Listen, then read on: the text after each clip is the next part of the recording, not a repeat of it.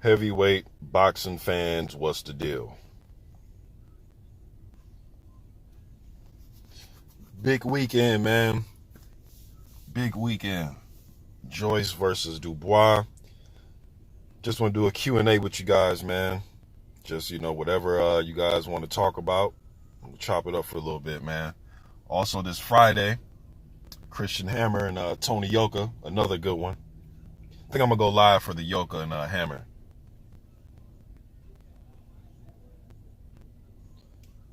Wait till a few y'all pop up in here. The J. Rules Theory was good, man.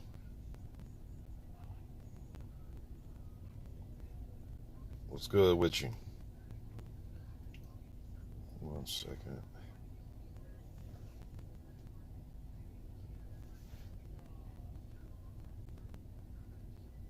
Yeah, man. So cannot wait for this Dubois versus Joyce. I'm listening to an interview by Lennox Lewis. He was giving his opinion about it. Can't wait, man. It's gonna be interesting, man. It's gonna be interesting. I can see this playing out in both ways, man. I can see, Joyce coming in there with, swinging wide and coming there head hunting and trying to apply pressure and getting caught. Or I can see him just overwhelming Dubois, man, and get him out of there. I love these type of 50-50 type of fights, man. So I'm glad that both of these gentlemen are agreeing to this fight and giving it to us. Joe Joyce, in the point of his career, he's an older guy, man. 34, 35 years old, so he can't just be sitting and waiting and letting his career build and marinate and all that old type of stuff. So I like the fact they're going to get in there early. MMA champ was good. Lawrence Williams, what's up, bro? And then I also seen, yo, man, this just keeps getting, it's just a story that just keeps on giving. And I'm talking about the Wilder Fury stuff that's going on right now, man. Now I'm hearing, I've seen all types of videos and comments people have been sending me. There's this white substance that JD's dropped in the corner when he was wiping up, the excess water and everything, wiping stuff up, and it fell out of the towel. I'm hearing people say it's gauze. Some people saying it could be like some tape or something. I've even heard people even suggest the shit might be heroin. Really, y'all, heroin? JD's coming to the ring with that boy on him. He got that dog food on him. Come on, y'all. JD's walking to the ring with tar on him, huh? Wow. Wow. Now, look, I'm laughing, man, because it's just, like I said, man, it's just a story that keeps on giving. I'm not a detective, man. I'm not going to try to play detective. I'm not just going to try to like that I've seen the zoom in on it. I don't know what the hell that is, man. I really have no idea what the hell it is. What I do know is I want to see a third fight. I'd rather just watch a third fight than sit here and try to figure out camera angles and steal photos and, put it under the microscope and all that type of shit. Yo, man, with everything that's being said, man, they just need to take this to court. And I know I keep saying this, but that's my only logical answer, man. For me, is just take the shit to court. Just take it to court and then bust his ass in a real fight. In the third fight, on some people saying, if somebody cheated you, why would you want to fight him again? Well, I'm pretty sure that Miguel Cotto felt as if, regardless, and shout out to D-Style. I seen him do a breakdown of the gloves or the whole thing from the Margarito and Cotto situation about him being dirty in that fight. But what I'm saying is this: if Cotto had it in his head that he was cheated in the first fight with Margarito, guess what he did a few years later, got a rematch. Regardless if it was true or not, I'm pretty sure Cotto thought that Margarito did him wrong in that first fight, as far as there possibly could have been something in the gloves, right? So some people want their revenge inside the ring. Everybody just doesn't want court. I know people say, take them to court. Yeah, but there's some people that want to punch you in the face too. They want to hit you in the pocket. They want to punch the pockets and punch your reputation, but they also want to get you back in the ring and settle it with their fists too. So to me, it's not just, out of the realm that like, man, why would he want to get it back in the ring with somebody that cheated him? To whoop their ass. Some people want to handle stuff like that, y'all. Everybody's not just, I'm going to take you to court. Some people want to beat the hell out you too. You know what I mean? But the one thing I keep grabbing from all of this, man, whether you think he cheated, whether you think he didn't cheat, whatever, is I just don't think it's like, inconceivable that Tyson Fury was able to stop Deontay Wilder, y'all. This is heavyweight boxing. And people say, oh, well, when did Fury come into a power puncher? Well, shit, when did Ali become into a power puncher? When he stopped George Foreman? You know what I mean? Like, when did Evander Holyfield come big on just stopping everybody and getting people out of there when he stopped Mike Tyson? And I know, oh, but that's different. It's not different. I mean, there's been a lot of guys that aren't known as heavy KO punchers going there get stoppages. The motherfucker's damn near 300 pounds, y'all. He has a 50-pound weight advantage. And he fought on the front foot and he was pushing the dude back. And I don't think that Wilder recovered from when he got hit. When that shot kind of hit him on the back of the head, he didn't recover. Andy Ruiz is known as a big get him out of there type of dude. He's a value puncher, very sharp and quick on the inside. He wants accumulation. He's not known as a big KO artist, right? He went in there and got Anthony Joshua up out of there after getting dropped. This morning, man, I was watching the do-up fight, and I'm just watching, and I know I keep saying this, but I don't think nobody's even really hearing me. It's fine. But it's like, man, do people remember the do-up fight? Only thing Tyson Fury did was just fought a better version of what Duopa was able to do, and he's 5 inches taller, and I don't know how much more he weighs than Duopa, 30, 40 pounds. I don't know. I forget how much Duopa weighs off the top of my head. I think he's like around 240. I could be wrong. But yeah, he fought a much better version of what Duopa was able to do, added on with more size. Deontay Wilder, guys, is only between his fights, he's between 218, 230 pounds. We've seen him shook up. We've seen him rattled in fights. We've seen him, what I mean rattled is like hit with a hard shot. Molina was able to rock him. Ortiz, Dupa was able to, make his eye look like a damn, swell up his eye real bad. He's not Superman, y'all. Like, God damn, man. Like, but I understand if you think he got cheated, but I'm looking at like, bro, I mean, and I like Deontay Wilder, y'all, but shit, Muhammad Ali lost. Joe Louis lost. Like, come on, man. Like, we just acting like this is just so far-fetched for him to lose to another top 3 heavyweight. But that's just me, man. I mean, maybe I'm tripping. Maybe, I just don't get it, man. Like, God damn, y'all. Like, he lost to Tyson Fury. You know what I mean? Like,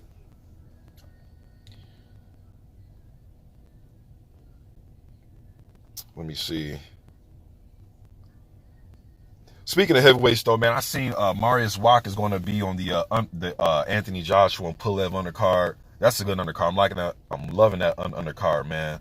Martin Bakole Ilunga taking on Sergey Kuzmin in the fight that was supposed to take place, but when it was originally scheduled some months and months ago, got broken up, taken away from us. But now they're going to be back in the ring on the AJ Pulev.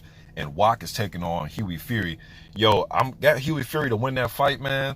But Marius Wach is putting in some serious work right now in the gym. I know he's an older heavyweight. I know this isn't the undefeated Marius Wach when he, fought Klitschko for the title.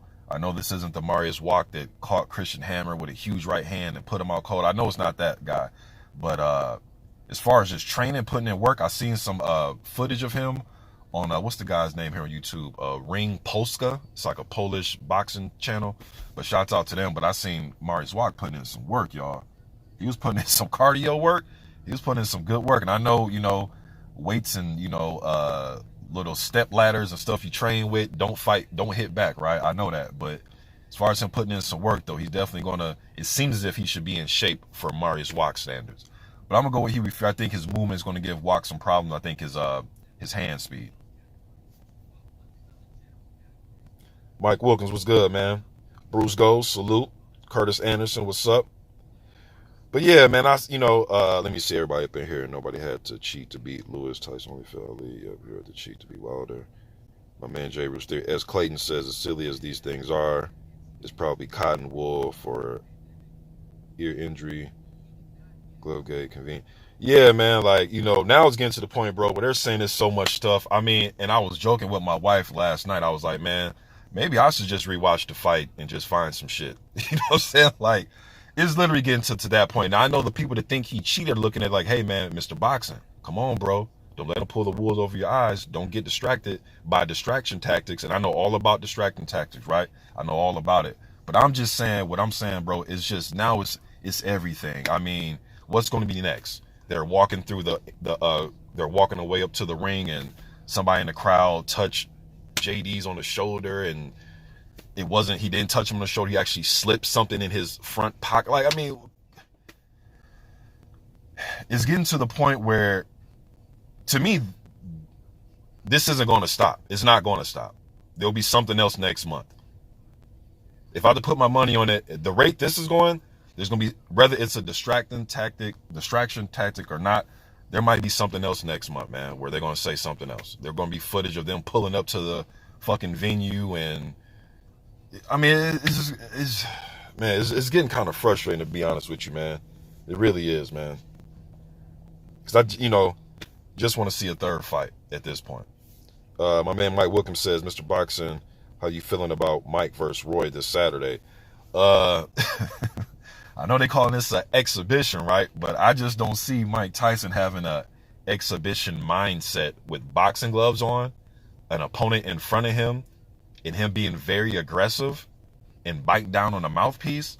Yeah, I wouldn't say there's nothing exhibition about that. I just don't think Mike has the mindset. Now, they might treat it as one as far as, we're not going to score the fight, and there's not going to be judges and all that type of shit or whatever. And I keep hearing back and forth stuff about what is going to be allowed, what's not going to be allowed. All I know is Mike Tyson is in a ring with gloves on, and he's trying to punch another person. Fuck that. I bet you Roy Jones ain't going to act like it's an exhibition when he's in there. But I think Mike, man, is going to close the distance on Roy. I don't think Roy has he's not like a Lennox Lewis or a Riddick Bowe or that type of body frame. He's a smaller guy that relied on quickness and reflexes and timing, man. So all that's pretty much gone. But for his age, it's pretty decent when he's hitting the mitts in the bag and shadow boxing. But he wasn't a guy that relied on a stick and can stick the jab out there and a Larry Hunt. He wasn't like that, man. So I don't see him keeping Mike at bay with any type of jab. I think whatever footwork and movement he has will be pretty much over and done with after probably the first round. I'm hearing her talking about 2-minute rounds. But I think Mike's, in a nutshell, bro, I think Mike's going to close the distance on him and get him up out of there. Or hurt him bad enough to where they step in and say, all right, enough is enough. And not let him get brutally knocked out. But I just don't see him being able to withstand that pressure, man, for round after round after round. I just don't see it. Or him not being clipped. I think the chances of him being hit with an overhand right or a left hook is very high. And I think the chances of him withstanding that and just standing up on his feet all night until it's over with, I think that's very low. I think he'll try to move and flurry here and there. Or maybe he might try to pot shot Mike and just steal him. As they say in the gym, steal him. That means hit him with, single shots. Pot shot him with single shots. Maybe he can do that for a little bit, but I think sooner or later, man, Mike's going to touch him and it's going to be over with.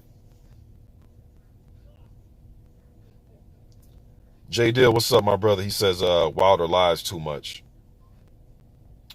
Lawrence Williams says David Adelaide, decent heavyweight prospect, is on Dubois Joyce card. Yes, I like David, man.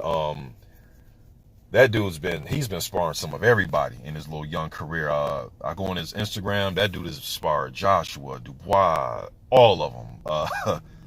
There's so many people that he's inspired, man. So he's kind of like Fabio Wardley in the sense of not too much of an extensive amateur career, but they're doing their learning with a lot of sparring. Alan Babbage is like that too. It's like Babbage, all of them. Yeah, those UK dudes, them 3 dudes right there, Adelaide, Worley, and Babbage, are all coming up kind of the same a little bit as far as getting a lot of their experience through just sparring guys, getting work in sparring and being in camps.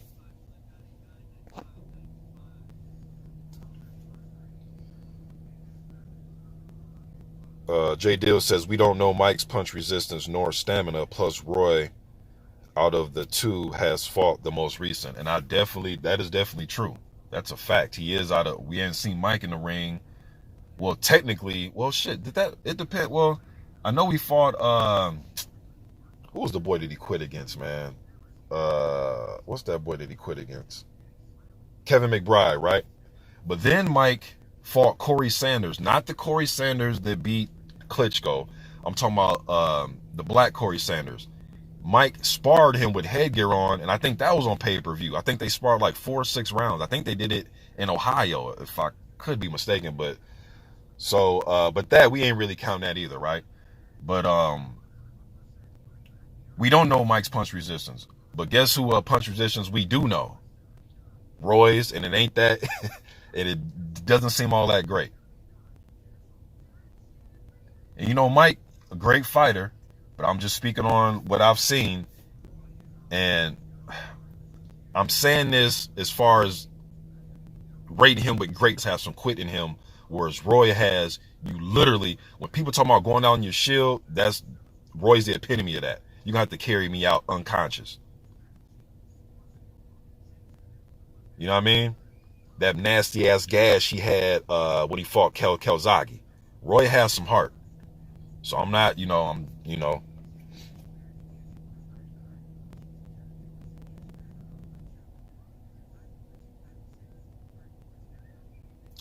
me see.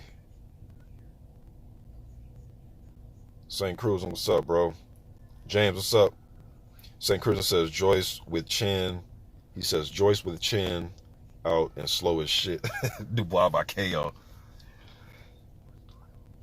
Retros for life, 79 boxing was good, bro. He says looks like the gauze clear as day. You can even see the fuzz from being, yeah, that's, look like some gauze or like some cotton or something like that. But when I seen heroin, I'm just like, man, this is fucking going overboard, man.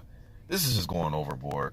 And I don't care if you're a historian. I don't care if you just start watching boxing. Like, some stuff is just overboard. Heroin, y'all. Heroin.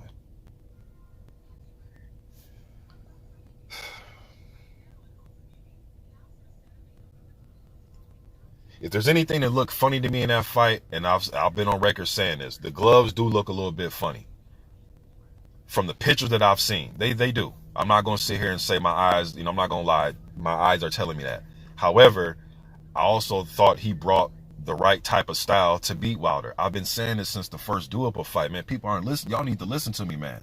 That Duhaupas style can beat Wilder. It's just that who can implement it the best and not get hit with a right, or stand up to his right hand like Duhaupas was able to. But Duhaupas went high guard most of the time. But just putting pressure on Wilder and push him back and make him fight off the back foot. Stavern, Wilder showed good back foot fighting in the Stavern fight because he was able to fight off the back foot without anything really coming back at him. It was literally 1-2, back up, circle, jab, left hook off the jab, circle. It wasn't like 1-2 and then boom, and then Wilder's taking a 1-2 back, or Wilder throws a 1-2, it hit nothing but the air, and then Stavern was coming back with big left hook counters. But no, it was just Stavern putting up high guard, being a fucking punching bag, and that's not Wilder's fault that Stavern couldn't get past the jab. But I'm saying when people can get past the jab a little bit and not let it be a straight punch contest, because Wilder's going to beat a lot of these guys if we're just throwing straight jabs, just a jab and straight right hands behind it. If we're having that type of fight, it's going to be hard to beat Wilder unless you can catch him first and get him out of there. But it's going to be hard because now you're playing the numbers games with his right hand, and I know everybody in the division can punch, but Wilder's in that 1% as far as, them type of KO punches, right? But if you can get past that line, kind of like the way Ward fought Kovalev, right? Get past the straight punches and get up in his chest, get mid-range, turn it into an uppercut hook type of fight to where you're not giving him room to throw a long right hand. You get what I'm saying?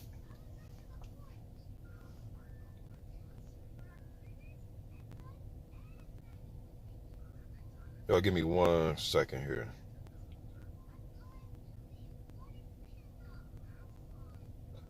So yeah, man, it's not inconceivable that he lost, and that's the impression I'm getting, man. Like, damn, people think like this is like beyond belief that Tyson Fury was able to beat Deontay Wilder. He caught him behind the head, and when you get hit like that with shots, man, that shit's hard to recover from. Look what happened to AJ. His ass got caught in the side of his melon. It's hard to recover, man. That shit's hard. And you can tell his legs was going afterwards. Some people think it was because of other things. I think it was that shot that put him down in the 3rd round that fucked his legs up. But that's me, right? That's just me watching the fight. Blackout, what's good, brother? They said some people think it's heroin. Wow, Well, that's crazy as hell, man. Heroin. And I ain't gonna even put that. I know I can put that in the title and come in. I'm just gonna talk about it within and have the title about. I might just keep it a heavyweight boxing talk.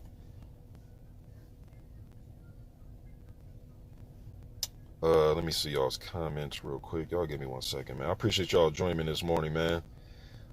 J Dill says, he says, that is just not you. It is me as well at Mr. Boxing. My man Michael Johnson was good, bro. He says, folks would say anything for views. Unfortunately, yeah, man. And it's, and I'm not totally shocked, man, because I've been making videos next month. I forget which day exactly. I got to look at my old channel. But next month, December 20th something, I think like the 23rd, will be my 10th year on here. I've had this channel that you're on right now watch me for 5 years. My first channel I made in 2010, which is called Mr. Boxing to Today. This is Mr. Boxing Today too. But anyways, it's been my 10th year on here. And I say all that to say this, man. I've heard some of the craziest shit on here. This is just another one. You can just throw this in the basket of crazy shit that I've heard on YouTube. And to keep it wilder, I remember when Wilder and Povetkin fought, or I'm sorry, they were going to fight. And I remember when that whole thing,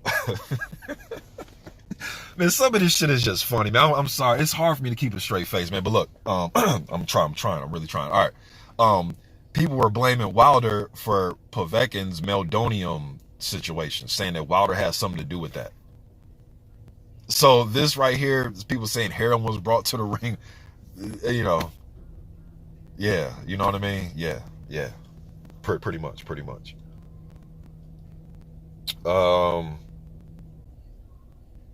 Lawrence Williams, you say Stephen Shaw will be back on NBC on December 17th versus Pinchuk. Okay, I've never heard of Pinchuk. I'm not gonna lie, I've never heard of him.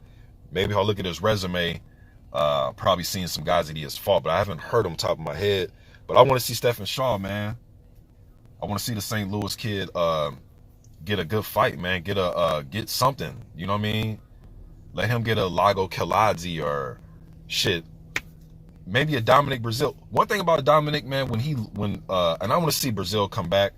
But one thing I know about Brazil though is when he comes back from a loss, he will go in there and give somebody like an up and comer a chance against him. You dig what I'm saying? Like when he fought against Issue. He was coming back after a fight when he fought Agano. And that was risky for him. So when he comes back, maybe Brazil will give one of these cats a chance. Otto Wallen and speaking of Wallen, but yeah, I would love to see Stephen Shaw take on somebody with a name. You know what I mean? But back to Otto Wallen, I hit him up on Instagram yesterday, man.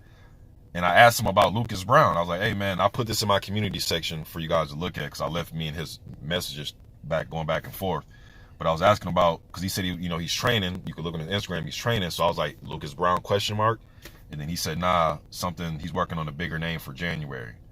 All right. Some people are leaving comments saying it might be Wilder or whoever they think is going to be. But I'm glad to see Wallen's looking for a bigger name. I'm not sure what's up with Lucas Browne, man. I follow him on Instagram. He seems to do a lot of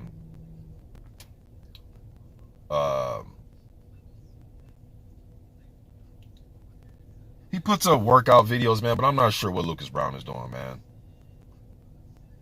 He's always promoting some type of clothing company or workout drink or some shit. He's always doing that, and more power to him, getting his bread. But as far as him fighting, bro, he turned down the Fabio Wardley fight. He put up a post, and I put this up in my community section earlier, a few days ago, saying that Alan Babbage, that fight's too early. It's like he's just like really turning down a lot of stuff, man. Maybe Lucas is looking at something like, look, man, it got to be a big name for him to fight. Maybe like a Joseph Parker or something like that. I'm not sure, even though Parker got his fight, that fight is going to be rescheduled. But I'm not sure what Lucas Browne is really looking for right now. But he's turning down stuff. It's funny, these guys are turning down those type of fights and say that guy isn't ready for me yet or it's too early, but then their next fight would be against Joe Blow the Journeyman, Larry Lunchmeat. You know what I mean? And then say, oh, but it was a stay busy fight. Man, get the fuck out of here, man. Either you're ready to fight or you're not ready to fight. You can't tell me that such and such it's too early for such a 5-0 prospect to fight you, but then you go fight somebody that's fucking 13 and 37. And I know, but Mr. Boxing was shaking off the rust. Yeah, it missed me with that shit, man. But yeah, man, Lucas Browne was, and the reason I asked Wallen about Lucas Browne because probably 2 months ago, Lucas Browne was saying that he was in talks to fight on Showtime at the end of the year against Abti Devtiev or against Otto Wallen. So that's why I asked Otto Wallen about Lucas Browne, but he said a bigger name. So shit, whoever that is, man, I'm looking forward to it. Luis Ortiz, anybody you can think of, y'all. Let me see here.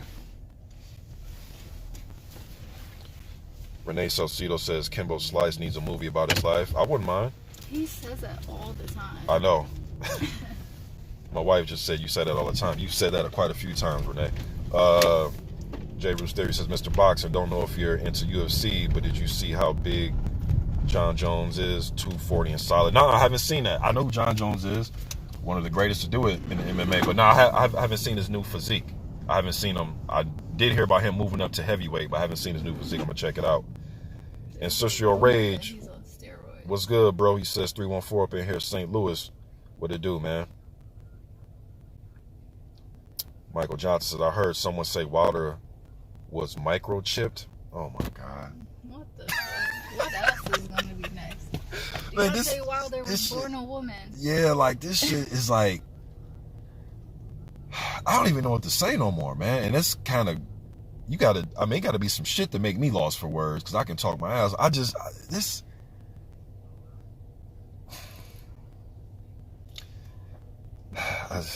J. Dill says, Hunter versus Ortiz, who do you got? Ooh, that's a good one. Ortiz. My wife says Ortiz, man.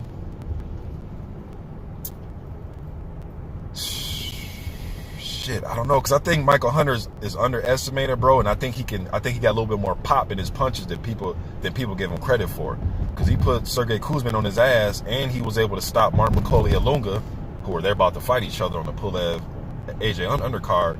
But that motherfucker got a little bit more pop in his punches than people think.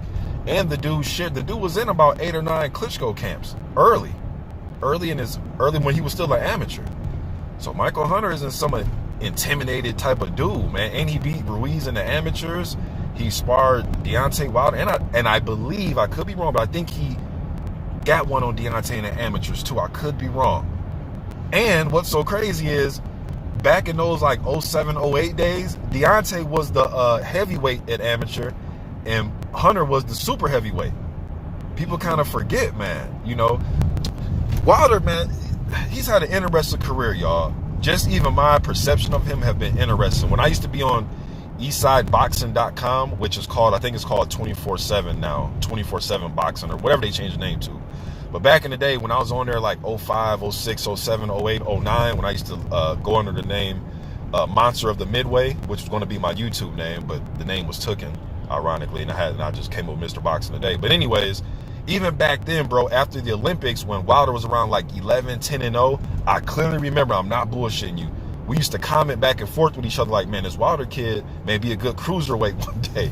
We thought he's going to be more of a cruiser because of his height and his weight.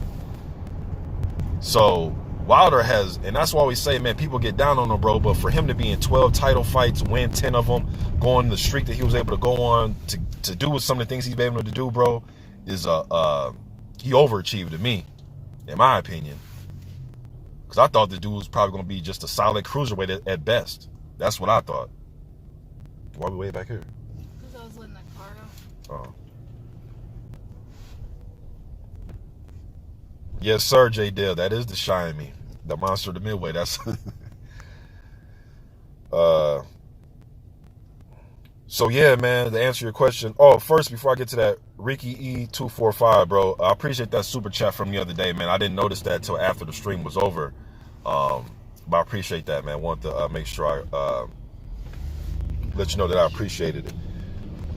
But yeah, as far as Hunter and Ortiz get back to you, man, I think it's 50-50. I know a lot of people probably look at that. Oh, nope, Ortiz, because Ortiz is a southpaw like Usyk, and the southpaw is what gave Hunter some problems, but it was Usyk's movement and just his hand speed and the pace that he was fighting at, and he had Hunter off balance a lot, whereas Ortiz fights at a much slower pace. You may be able, hey man, maybe Hunter may be able to get in there and overwhelm him with volume, but that's the thing about Ortiz is he's very crafty, sneaky, and patient, and he may just, all it takes is one from him, and Hunter can be looking at stars. You know what I mean?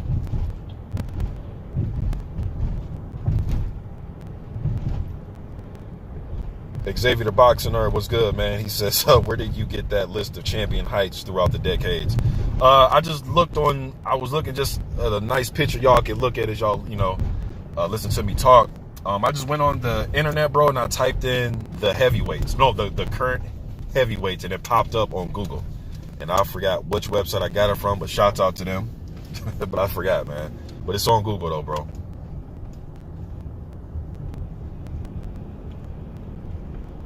See, I want to say what's up to everybody, man. Mike Wilkins, he says, I'm not impressed by Babbage.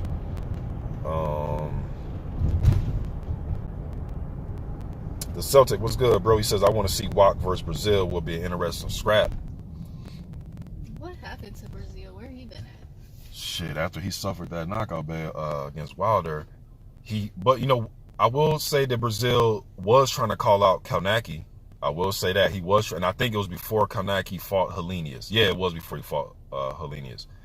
He was trying to call out Kalnacki, and there was somebody else Brazil was trying to call out.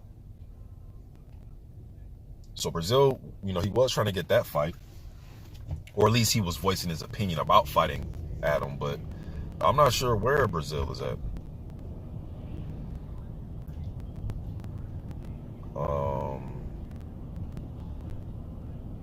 Ruiz versus Ortiz. Well, y'all give me some tough ones, man. Ooh, these are some good ass scraps. Ruiz versus Ortiz. I would probably slightly favor Andy, man. Because if there's anybody that can stand up to somebody's punch in the heavyweight division, is Andy. And even if Ortiz does try to play the, slick, I'm gonna catch you in between shots, I'm gonna catch you with big counters, I think Andy can take those shots, and I think his hand speed might give Ortiz some problems. And he has pretty good defense himself, man. Shit, Ortiz gonna have to be careful for getting countered himself too, because Andy just ain't gonna stand up there and just keep getting hit continuously with a left hand. Even though Ortiz is pretty surgical, because he'll mix it up with a straight left and that left uppercut, like a left uppercut he landed on what's my man's name? Brian Jennings. Shout out to Brian Jennings as well, man. He is putting in some work right now out there with Joshua. Shouts out to Joshua. He got some killers in camp, man. As far as getting him prepared, Gerald Washington's out there, Jennings is out there. What's the UK cat that's trying to make it to the Olympics? Frazier. What's that dude's name? Frazier. Him. There's another cat in there too. But he got some bangers up in there. David Adelaide's been in his camp, I've seen over the weeks.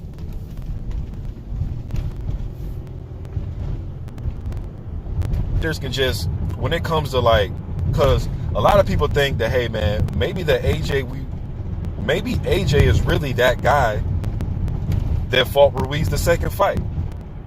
Maybe that is him.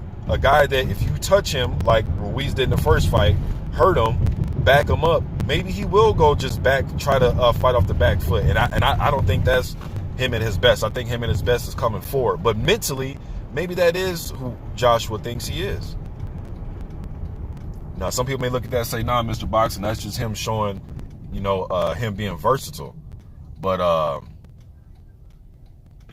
don't know, man. I don't think you can just turn it on and turn it off. Shit, maybe you can. I guess we'll see, right? Maybe he can turn on that destructive AJ again and, turn the on button on and, turn the switch on and get in there and take care of business. But he may walk into something, man, because one thing Pulev isn't scared to do is throw a 1-2. And his jab is pretty concussive. He throws it like a power punch. Then he wants to come back, and he has a decent right hand.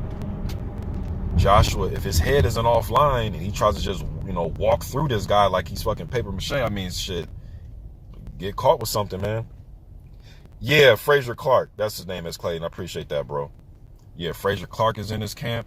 AJ putting in work. I went and looked at Pulev and looked at what he got posted. It's just him doing some shadow boxing. He really ain't really showing nothing, but AJ's putting in work, man. It's just that he says he's coming to destroy. He's coming to seek and destroy. So, shit. I ain't mad. For me, the fan, if that's what he does, from a fan's point of view, I can't wait. I can't wait to see how Pulev tries to deal with that. And people keep saying, well, Pulev got stopped by, Klitschko, but Klitschko was bouncy on his feet. Klitschko pretty much abandoned the jab a little bit in that fight because it looked as if, at least from the eye test, looked like that Klitschko kind of just conceded that shit, man, I'm not about to jab with you, Pulev, because Pulev actually stung Klitschko. I think it was the first or second round where he stung Klitschko in his tracks. And then Klitschko said the hell with the jab, and he started to lead with power shots. He was leaping in with left hooks and straight right hands. You know what I mean? So, and we know AJ likes to set things up with his jab, at least when he's on the outside. He will use his jab. It's going to be interesting to see, man. Yes, sir. Yes, Nathan. I forgot him. The German kid. Peter Kadiru. Yep. He is sparring him as well. I knew I was forgetting some other guys. But yeah, Kadiru, the German kid. Yep. He's sparring him too. B&B Boxing was good, bro. Nathan says Tom Little retired following the Babbage loss. Good decision. Yes, I agree. He should have retired. Nathan says, who do you like to see Alan Babbage fight next? For me, you say Kamil Sokolowski. Yeah, I wouldn't mind that. For his progression, I wouldn't mind him like a Sokolowski fight. That wouldn't be bad at all. Because Sokolowski give you some rounds, or he may fuck around and beat him. You know what I mean? That's one thing I will say about Sokolowski. Dio Benulli, what's good, bro? I ain't seen you in a minute in the chat. I ain't seen you in a minute, man. What's good? Kind of Local Sports, what's up, man? Lauren says Vlad had a little venom in him. Venom in that fight with Pulev. Yeah, and I think some of that venom was given to him by getting hit with that damn jab. But then Pulev was doing a lot of shit too, man. Pulev got knocked down one of the times, got up, stuck his tongue out. Remember when he stood on one foot to show that he wasn't hurt and all that type of shit? So Pulev got a little bit of nastiness in him, man. And I'm curious to see once him and he needs to show that same nastiness, Pulev, that he showed in that fight with Dimitrenko. Put AJ in a headlock. When you got him in a headlock, bang his body with your offhand. You put your elbows under his throat when you guys are clenched up. Like, be rough with him, man. You don't have to be fucking nice. People, oh, you fighting dirty, man. Look, there's dirty tactics in all of boxing. It's up for the referee to get in there and say, hey, stop doing this. Hey, hard warning. Hey, I'm taking the point away. You know what I mean? I'm not saying go in there and kick somebody, perfect, you know what I'm saying? But hey, man, you can, put the elbow under the throat, a la Floyd Mayweather. You know what I mean? Use a little bit of headbutt, a la Evander Holyfield. Use a little bit of forearm after you throw a hook, a la Mike Tyson. It's okay. You know what I mean? It's okay to push the head down with the left hand and come with an uppercut with the right hand, a la Lennox Lewis and Muhammad Ali. Let's not act like dirty tactics ain't been a part of the sport. Let me see. Nathan says, what do you think about Zhili Zhang? I think he's a crafty southpaw with a lot of amateur background, Olympian, medalist, went to Olympics twice, medaled in 08. I mean, crafty, big left hand. I don't think he's the fastest. I'm not sure how he fights. If you back him up, put a lot of pressure on, I'm not sure how he'll deal with that. But if you let him fight downhill and let punches go, he might be a problem, man. And he's a big dude, so crafty. I wouldn't mind seeing him fight Chisora. And I remember Eddie Hearn talking about that, about him, Zhang and Chisora getting it on in 2021.